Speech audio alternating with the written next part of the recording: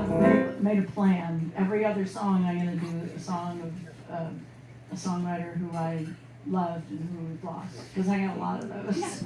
Well, and also I think that's one of the real beautiful things you've always brought to the community. From the day that I arrived in town and coming out to Mystery Monday, you've always been such an advocate for songwriters. You know, like for someone who writes songs as good as you write, and yet you introduced me and so many other listeners to so many other songwriters that I never would have heard of before that point. And you know, you do it so well. So Thank you, sir. I'm glad that you do that.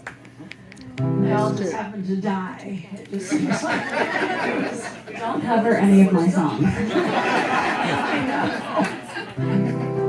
We had years ago there was a local musician who was in the hospital, and somebody said, "Christine Albert's coming to see you," and he goes, "Oh no, the Swan Songs lady?